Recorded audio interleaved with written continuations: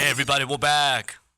You know my next guest tonight is a dear friend of the show and needs no introduction. Please welcome President Corbin Farias.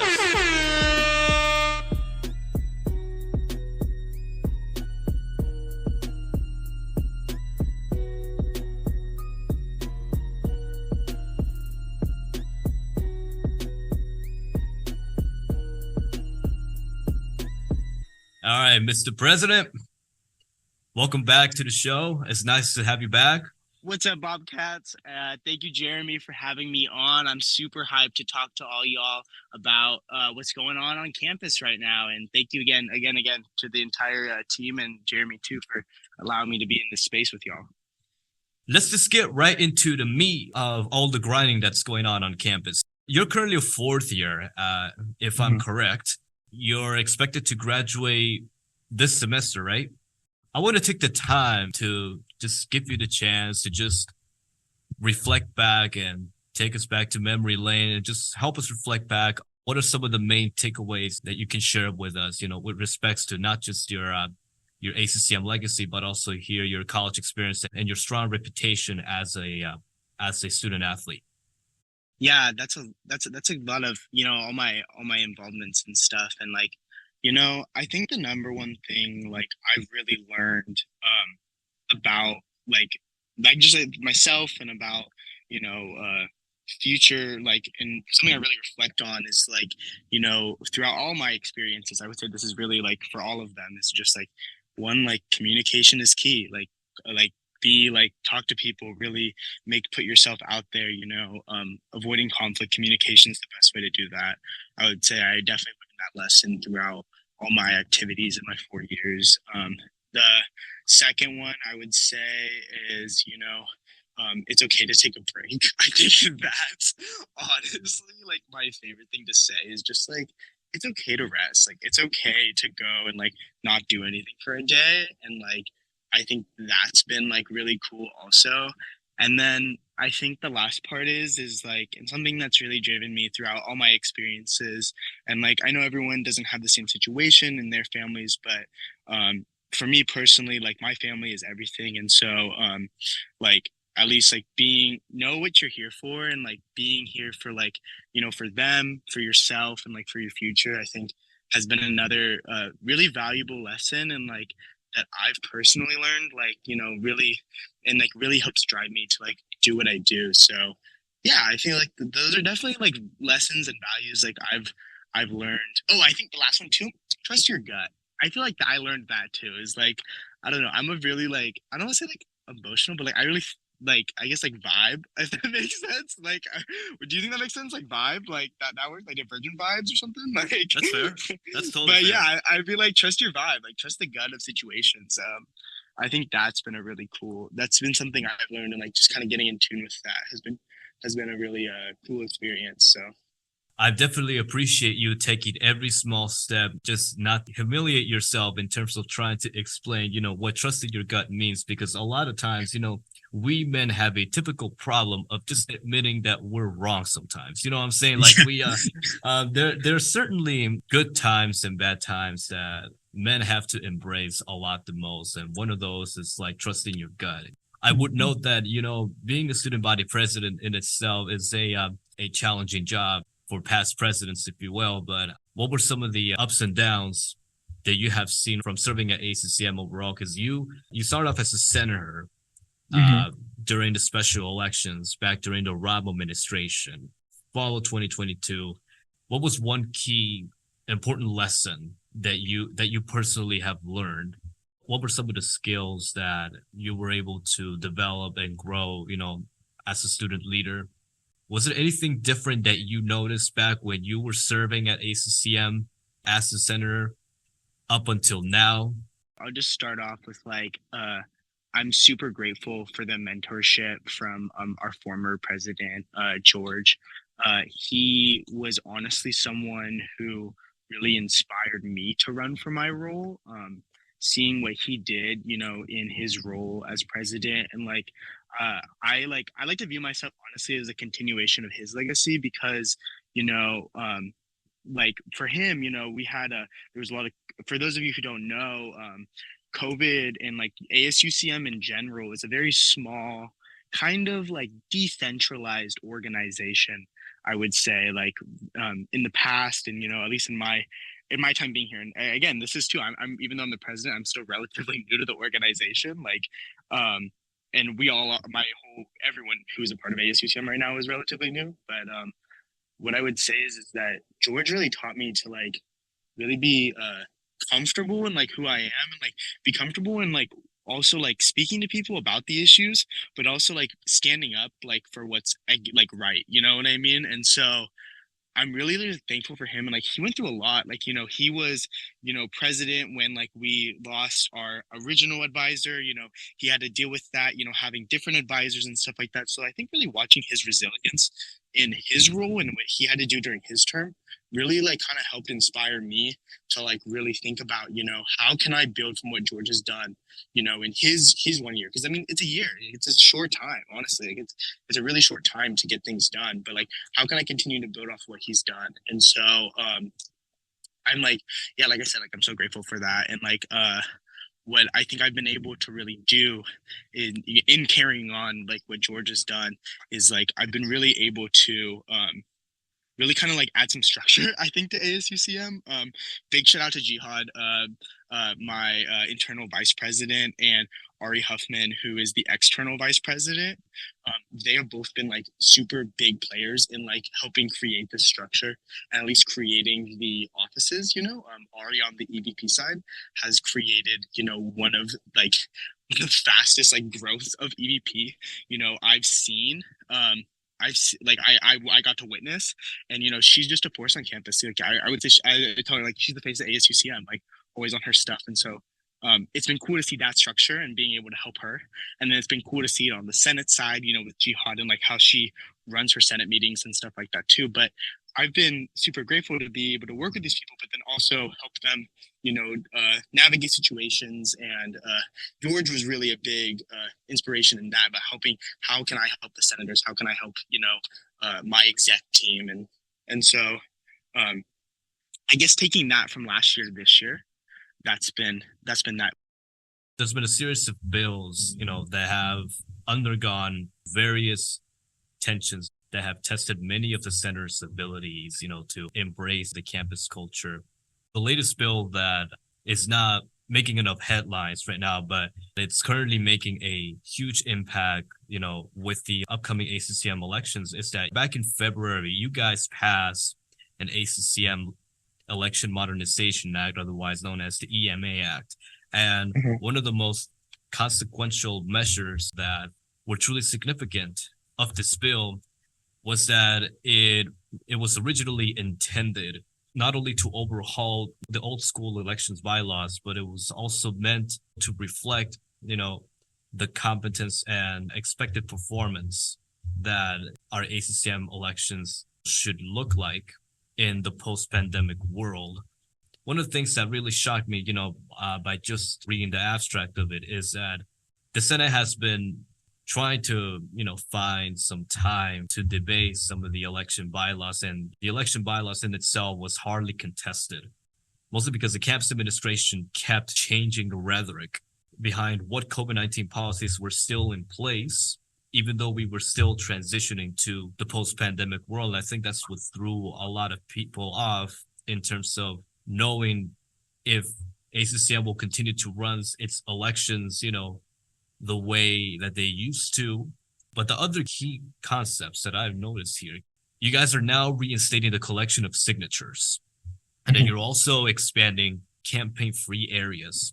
You signed this bill. Why was introducing this bill important? Why was it so significant now? What are some key things that I think that the student body should be looking out for when it comes to the election bylaws? My intentionality behind signing this bill and proposing, I helped work on this, and I was really grateful to have that opportunity to do that, was how can we expand access to students to participate?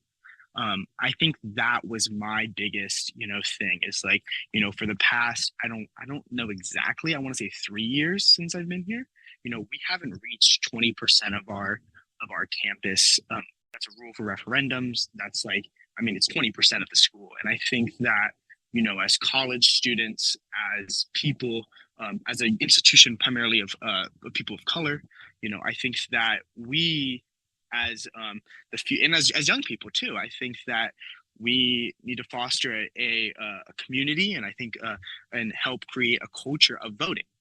And I think that when you give people the power to make decisions for themselves, to be able to cast their ballot and cast, you know, may have their decisions, have their opinions heard, whether that's not their direct opinion at public forum, or they're not having their opinion heard by who they voted for, because they feel that they trust that person, that student, that peer, you know, to represent their views, you know, in the student body, and really fight for the issues that are taking on them. And that was my biggest thing about it, was that that there's so much, that this university is so much more. And like, if we can expand access to voting, if we can get people to vote, like, who's going to stop a UC Merced student from one day for running for government elections? And, you know, we want to make sure that we are out there like supporting whoever that first person is, you know. And I think those are very abstract things, like taking it from the real world to like campus. But I think it's a really real thing that, like, if you can at least participate in practicing democracy, people will practice democracy. And I think that's something, those are our values. There's values as a society. We have these values of democracy. And so I think that's really important personally. And that's a really dear thing to me, just because of, you know, how my family, like, because of my family and that stuff. And I think that also, like, we should always be expanding access to people to vote, regardless of it's at the state level or it's even in your local school elections. And so what we did is we created it 3 business days, you know, like we took out the whole rule that was like Tuesday to Thursday. We're like, let's just make it 3 days, you know, whatever, you know, whatever can help, you know, do that to help extend the time frame, you know, taking away some of these rules. You have 2 weeks to do that. You have 1 week to do that. Like, let's make sure that we're getting things done on time, and that, you know, maybe that the rules, when these were written, that they were written in a way that said all these like kind of like, in my opinion, like objective deadlines that didn't really make any like sense, like especially like during the pandemic, when like even on top of that too, like it has like basically the timeline written out, but then the election commissioner has to come with the timeline. But on top of that too, if like there's an issue with the timeline, like i.e. global pandemic, i.e. spring break, i.e. like anything, like that's going to screw the whole timeline up, which like, again, like basically divests that power away from the elections commissioner and like puts it in like Senate. You know what I mean? Like, you know what I'm saying? And so I think that if we can like, my argument is like, if we can kind of like, you know, get really strict on some things, you know, reduce some things, you know, it'll make it a little bit smoother to have these elections. On top of that too, the 100 signature requirement was like, it has to happen. We have to have I think for me, like, it was like, you know, this year, especially last year, I understood why we didn't have it. This year, we have to have that 100 bill. You have to, I think that it's like so important for our students to know, like that who are their elected officials are on campus, who's fighting for them, who are the ones that are advocating on their behalf. And so this 100 thing, you know, I think last I heard, I don't know, I heard we had a good amount of candidates, you know, but if each one of those has 100 people, say we have 20 candidates, like, I mean, that's already like 2,000 people who like have the ability to like know that there's an election going on, right? It's already 20% vote by the election, and that they're able to vote. Exactly. And so that was something that was really important to me. And so I'm hoping that's going to be a really big driver as well in the election. In addition to that, also, there's, what else is in there? There's a lot of stuff in here. Yeah, I think that there's some really cool like parts of this bill, but I think the biggest part is just increasing access. I think that's my thing, and getting us to that 20% voting threshold, and hopefully UC Merced one day, maybe not this election, but maybe in future elections, maybe we'll have the highest election turnout in the UC system. Like, that would be dope. Like it, obviously it's not gonna happen this election, but maybe it'll happen sometimes, because from that list, you are hoping that the consequences that this bill will bring towards the future of student government elections, do you hope that this will improve student democracy in the long term? I think it will in the long term. I think at least, I mean, even if like say, and like I don't think that this bill is a one size fits all, is like should be law forever. Like I think that's dumb. I don't believe in that stuff. Like I totally believe in like, you know, things change over time and stuff that works right now, 10 years from now, we don't know what the world's going to be like. But you're saying that this bill would still be liable in the future. It just depends. Yeah. What happens that will become a barrier towards interrupting the typical schedule of ACCM elections. Yeah, I hope this is like a first step to continue that, to continue increasing democracy on campus. What many students think the first step of not only boosting student turnout, but at the same time, making sure that by improving student democracy here at home, it will further enhance our ability to hold our stakeholders accountable, especially the campus administration. But sticking along that lane, do you think that the latest turnouts by students from the midterm elections helped boost the probability of this bill to get passed? Like I said earlier, like, I mean, elections the past 3 years, like special and general elections, like collectively, like just didn't get a whole lot of turnout. I don't know off the top of my head. I tried to look on Instagram just now, like what the election turnout was for the special election, but I would say that it also wasn't a high number, just like off of my own what I kind of remember about it. But I would say that the special election was also another reason why. I would say special elections in general are why, because if you think about this, like we have a special election in the fall, right? And then we're running a special election in the spring, and then we're running a general election in the spring.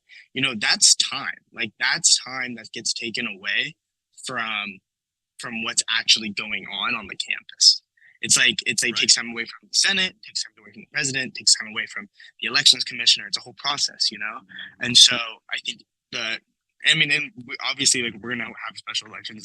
They're a good thing. They're important, But if we can like have a full slate of candidates in May who know about the election and got elected with 20%, I mean, not to say I trust them more, but like I think that they have more credibility when it comes to like understanding the views of the student body, because then maybe a low turnout special election that could explain everything. Yeah, so we have a few. There's a lot of us in ASUCM too. But I will say, but yeah, you know what I'm saying? Like, I think that might be a good way to, I think if we can focus on having just super high turnout in our spring elections, like we can save time, we can focus to have even better spring elections, and then really focus on the issues that are facing students. You're pretty much stating that the election modernization act will also reduce the probability of ASUCM conducting its own special elections for the sake of legislative time that's being wasted. But moving on to, the next key bill that will once again make the headlines into the upcoming ASUCM elections is the pool access bill, which that bill was passed a long time ago, and that is now going to become a referendum. This has usually been the typical process for any kind of appropriations bill that is meant to require cooperation from the campus administration to use some of the campus resources and increase accessibility. Now that bill is in the referendum, and you're pretty much transitioning the consent vote from the Senate all the way to the general public, whatever happens to this referendum, whether it passes or not, what do you think the next steps of accessibility towards campus resources look like?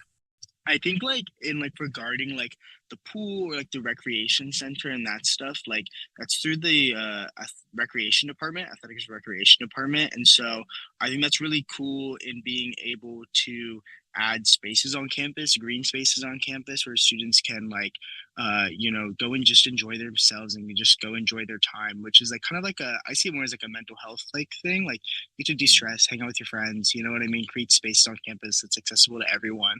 And then I think that, in regards to like what's next, right? Like how can we continue to offer resources to students? I think it would be really cool of ASUCM in the future to take up, really supporting our resource centers, the care office, Calvin Bright Success Center, International Students Center, all of our amazing cultural centers that we have, EDGI, and, to really, how can we make in the Career Center too, how can we make sure that, our students are getting those resources, know how to get those resources, and are able to, freely and like, and then like freely and also like confidently go into those spaces. This is a conversation I have with a lot of people. Like, there's so many barriers, to even walking into a center. And how can we reduce that? And like, is that creating like a space where students can go in and they can go and they can ask someone a question, they can direct them to the correct center? Is it putting these resources? I had a student who really wanted a resource that on a bigger part of campus, which I think is a great idea. How can we make sure these resources, these amazing resources that are extremely unique to UC Merced, by the way, are able to get in the hands of students? And so, maybe that's a student union. I know I've heard that idea floated around a little bit. Maybe I've heard a resource center where it's a one-stop shop, for all of your resource needs. I think that's a great idea too. But I think that now it's time. I think that I would love to see, something in the future, that would really be able to help students, find the resources and whatever they may need help with. I think that's a really good next step, in regards to having a space or having a center, or yeah, or maybe a bigger gym. I know the Gallo gets really packed at night, But we all hope for a football stadium to be built. I honestly never heard Charles Nees ever be a fan of the LA Rams, as you just mentioned, right? In terms of expanding accessibility towards these campus resources and eliminate these eligibility thresholds. How can we make sure we move forward on that without pricing out the student body?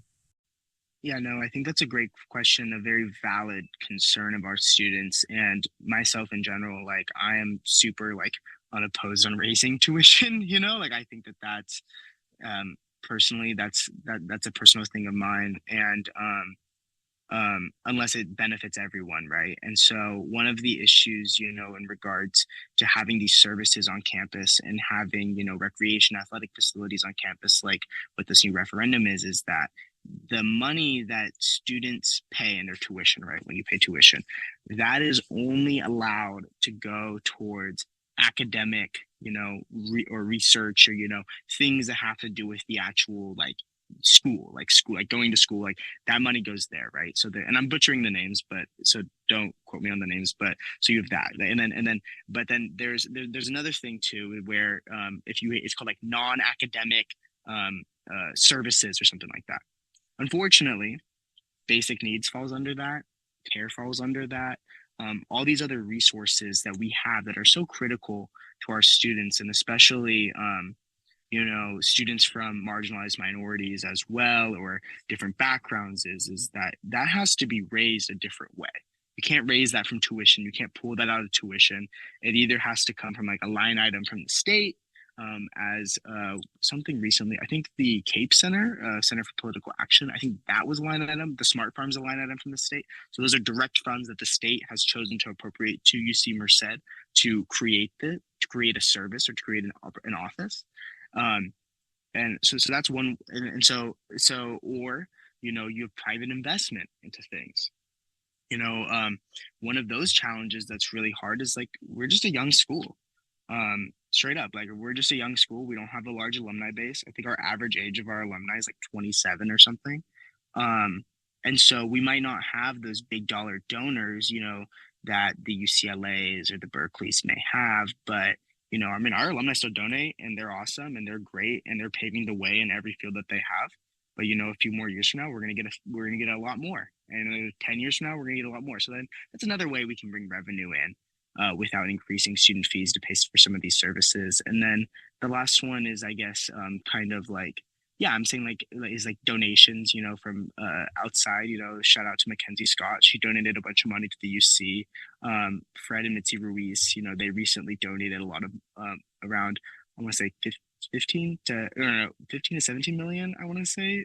Sorry if I don't have that correct, but a large amount of money to pay She's for coming for you next students. time. I know. I'm like, I don't have my facts right, but they donated a lot of money that helped a lot of That's students, what which billionaires is like do, the bro. moral of the story, which is like the moral of the story of it. But which is helping pay for things on campus too, you know. And so I think that, you know, UC Merced has also proven itself in the past, you know, with the 2020 project and being the largest public-private partnership in like US history, I think. We've proven that we can work with the private market and to maybe potentially alleviate some of these other, you know, costs on our students because, you know, a lot of our students, you know, they're struggling to, you know, pay for rent, pay for food, you know, the cost of living is going up ridiculous in Merced from when I got here to now, you know, and so and then just like the unaffordability of our state affects college students, especially first generation college students, like particularly more often. And so, you know, I'm hoping that in the future, you know, maybe we don't that someone who really supports our campus would donate money to help create and expand these amazing resources that we offer and help out the student staff that's taking on a lot of these responsibilities for sure. Well, Mr. President, it's so great to have you back on the show. Thank you for being here. Yeah. And that was President Corbin Farias, and he will soon be graduating in spring of 2023. Thank you so much, Mr. President. Cool. Thank you for having me on.